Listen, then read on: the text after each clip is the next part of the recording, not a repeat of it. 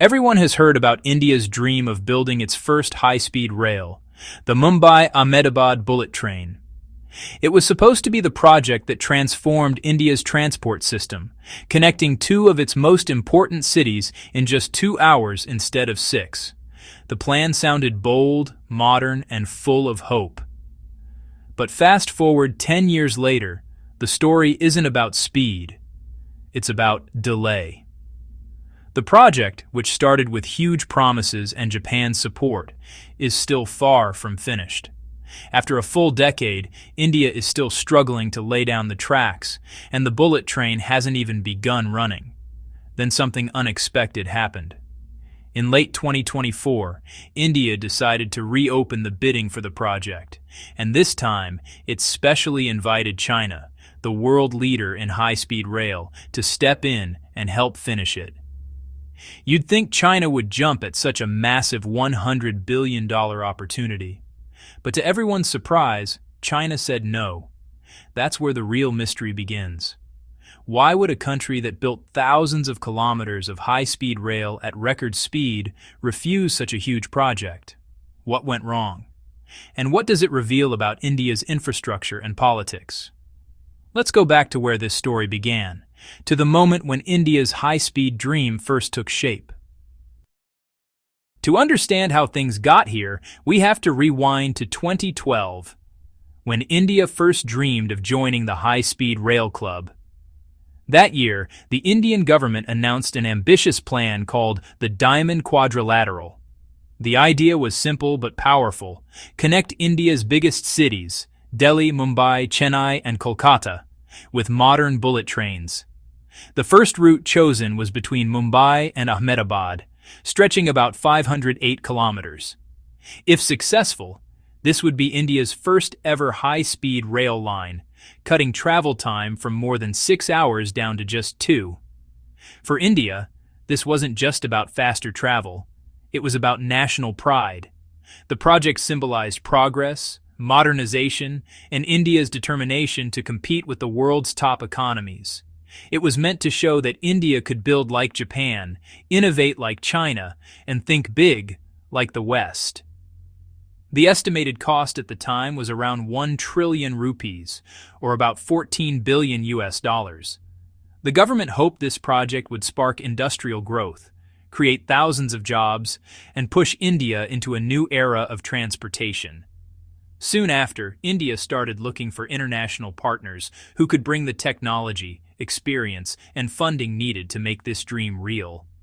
That's when two major powers, China and Japan, entered the scene. Both countries saw this as more than just a construction deal. It was a chance to shape India's future and expand their own influence in Asia. What followed was not just a business competition, but a technological showdown between two nations that lead the world in high-speed rail. And that battle would change everything. When India opened the door to foreign bidders, both China and Japan were quick to step forward. Each had something powerful to offer, but in very different ways.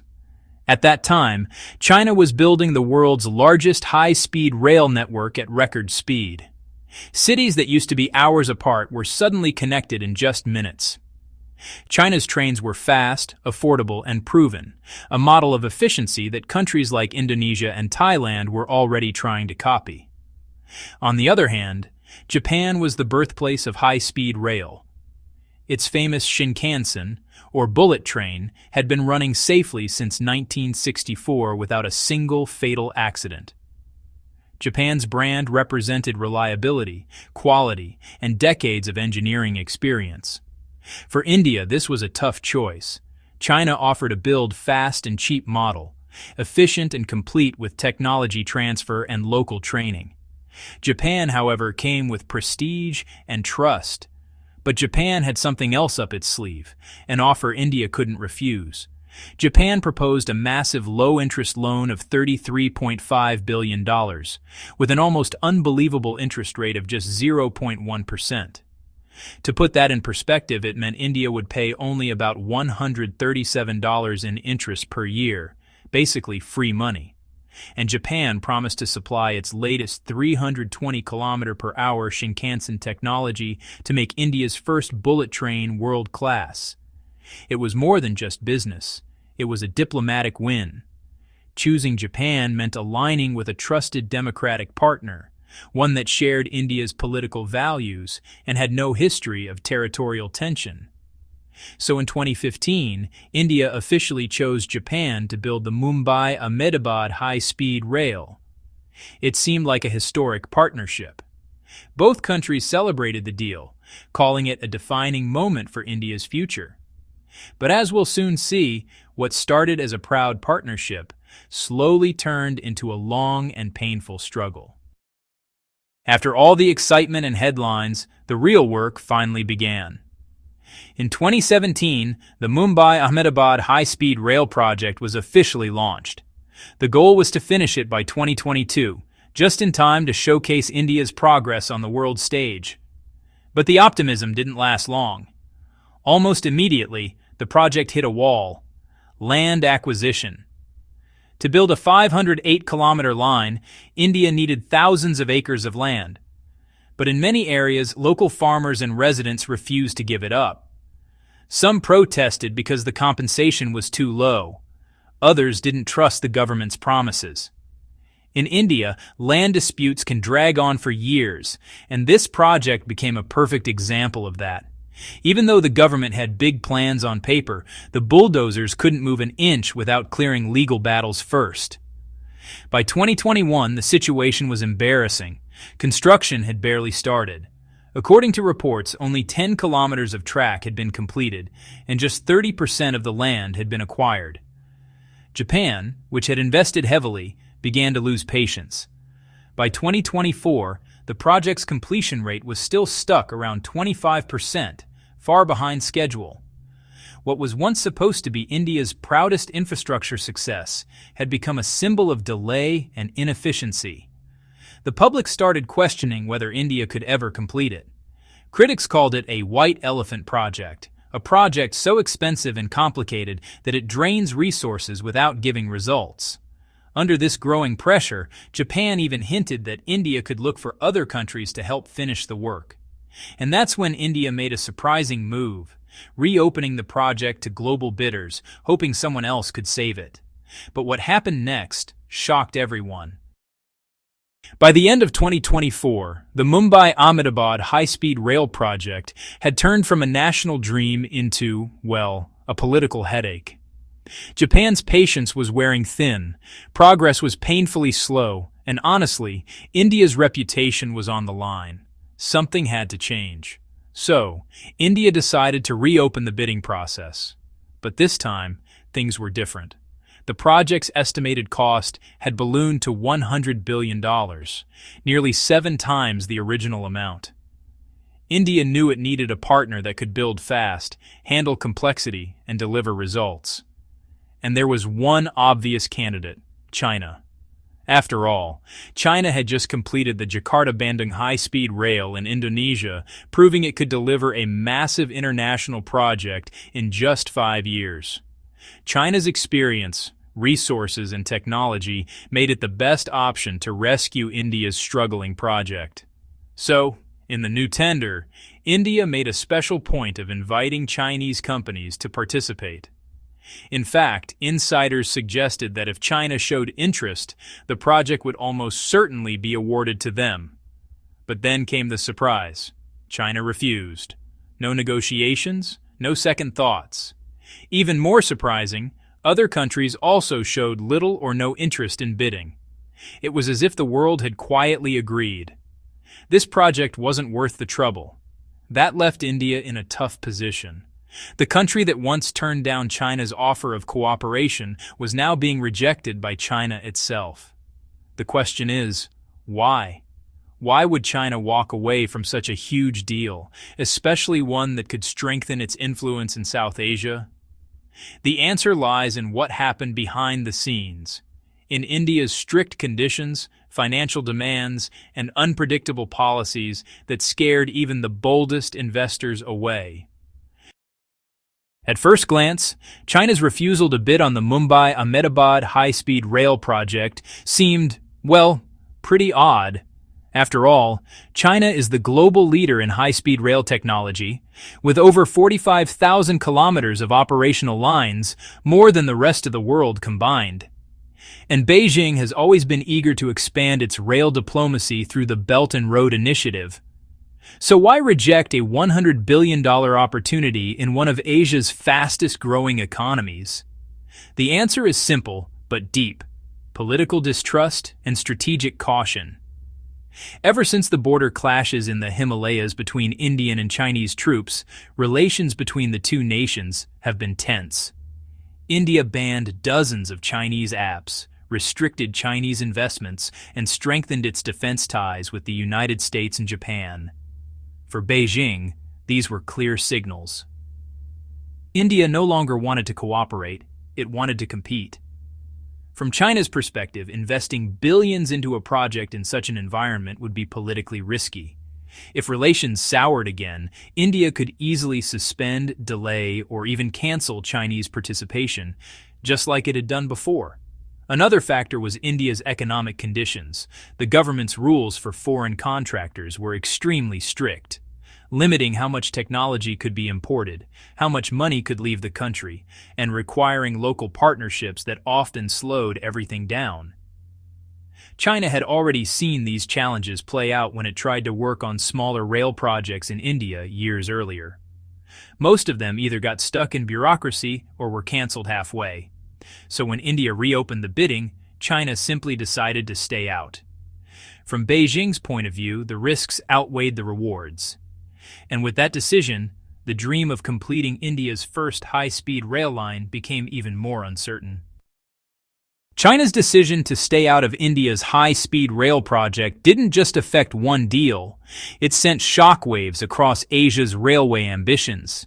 You see, China's railway diplomacy is one of the key pillars of its global influence. From Indonesia's Jakarta-Bandung high-speed rail to Laos's China-Laos Railway and Thailand's planned routes, Beijing has used its rail technology to connect Asia under its Belt and Road Initiative. But India was different, a country just as large, just as ambitious, and politically independent. By rejecting Chinese participation, India wasn't just picking another contractor, it was drawing a line in the sand. It was saying, "We want progress, but not dependence." This move inspired other nations too.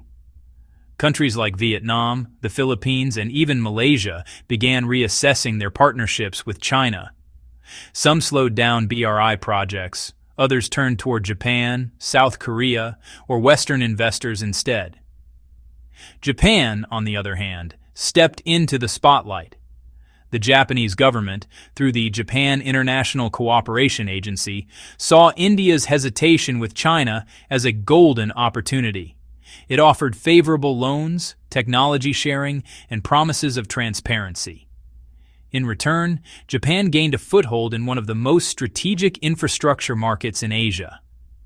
This created a kind of railway rivalry across the continent, a silent competition between China's speed and affordability versus Japan's precision and reliability. And India's choice helped shape this divide. But as this rivalry intensified, one big question remained. Could Japan actually deliver what India wanted? A high-speed rail system on time, on budget, and without political headaches?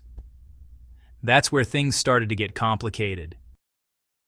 When Japan took on the Mumbai-Ahmedabad bullet train project, it wasn't just a business deal. It was a test of credibility. Japan was determined to prove that it could achieve what China had already mastered, building modern railways efficiently, affordably, and at record speed. But reality soon proved tougher than expected. The project, estimated at $17 billion, was announced in 2015 with high hopes of completion by 2023. Yet, by 2025, less than half the construction has been completed. What went wrong? First, land acquisition turned into a nightmare.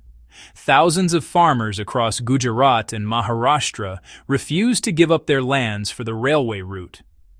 Protests erupted, lawsuits piled up, and the government found itself trapped between development promises and local anger.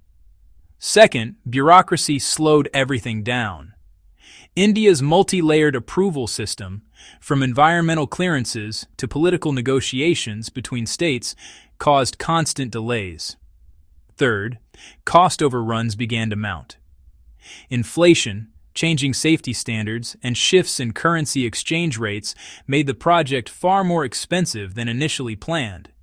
And while Japan was praised for its precision, its strict engineering standards also became a problem. Every detail, from track alignment to earthquake safety, had to meet Japanese benchmarks, which were far above Indian norms. That meant redesigns, rechecks, and more waiting. Meanwhile, China, which could build a similar line in under 5 years, was watching from the sidelines. In a quiet way, Beijing's absence highlighted just how dependent the project had become on Japanese patience.